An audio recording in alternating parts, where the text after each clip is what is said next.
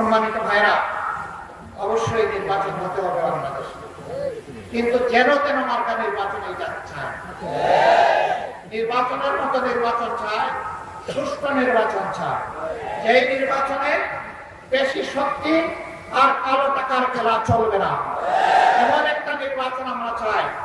নরসিংদীবাসী আপনারাও কি চান? আপনারা চান? তাহলে বড় লড়াইয়ের জন্য প্রস্তুত থাকুন। এটা সহজে আসবে না, আমরা বুঝতে পারছি। একটা ধাক্কা 24শে জুলাই আগস্টে দেওয়া হয়েছে, আরেকটা ধাক্কা এই জাতিকে দিতে হবে। আর সত্যিকারের অধিকার প্রতিষ্ঠিত করার জন্য আমাদের ভোটার তালিকা সংশোধন করতে হবে। যারা ভুয়া ভোটার তাদেরকে বাদ দিতে হবে। দুনিয়া থেকে যারা বিদায় নিয়েছেন তাদেরকে চিহ্নিত করে বাদ দিতে হবে। যে সমস্ত লোকেরা ভোটার হয়েছে কিন্তু নাম তালিকাভুক্ত হয় না, এই যুবকদেরকে তালিকাভুক্ত করতে হবে। এই জুলাই আগস্টের আন্দোলন সফল করতে সারা বিশ্ব বাংলাদেশের সাথে হাত মিলিয়ে একটা কাজ ছিল। জেলে আমরা যখন বাংলাদেশে ছিলাম, এই আন্দোলন করতে গিয়ে বিদেশেও আমাদের ভাইয়েরা জেলে গিয়েছে। তারা একই সাথে আমাদের সাথে যুদ্ধ করেছে, রিমিটেন্স বন্ধ করে স্বৈরাচারী সরকারকে লাল ফ্ল্যাগ দেখিয়েছে। আমরা তাদেরকে সেলিউট জানাই। আমরা চাই তাদেরও প্রত্যেকটি প্রবাসী ভাই এবং বোনের এই নির্বাচনে তাদের ভোটাধিকার নিশ্চিত করতে হবে। এরপরে মাঠ প্রশাসনে যারা আছেন, যারা অতীতে দায়িত্বের পরিচয় দিতে পারেন নাই, দায়িত্বহীনতার পরিচয় দিয়েছেন, যাদের হাত থেকে জনগণের কেনা, জনগণের পয়সায় কেনা ভুলে গেছে, জনগণের মুখে বিঁধেছে, আমরা তাদেরকে আগামী নির্বাচনে কোনো দায়িত্ব দেখতে চাই না। একদম সাফ, এখানে কোনো ধানাই বানাই নেই। তিনি প্রশাসনের যে পর্যায়ে থাকুন না কেন, কিন্তু প্রশাসনের সৎ এবং দেশপ্রেমিক অফিসার যারা আছেন তাদেরকে আমরা কথা দিচ্ছি, তোমাদের দায়িত্ব পালনে তোমাদের হাতে হাত মিলিয়ে দেশবাসী কাজ করবে ইনশাআল্লাহ। তবে আমি এটা দাবি করছি যে আমরা নিষ্পাপ, কোন ভুল করি না।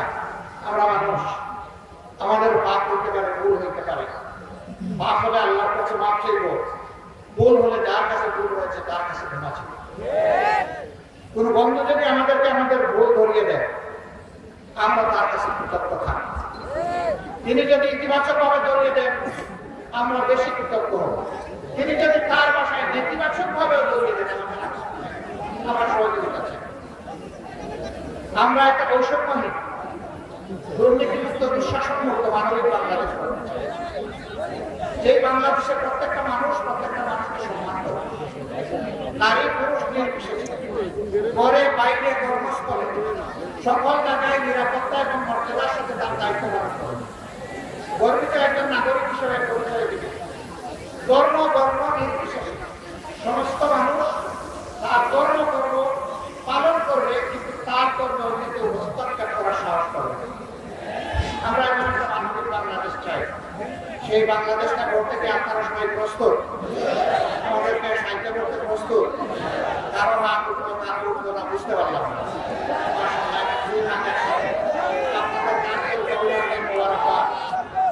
আমরা সেই বাংলাদেশ করতে চাই।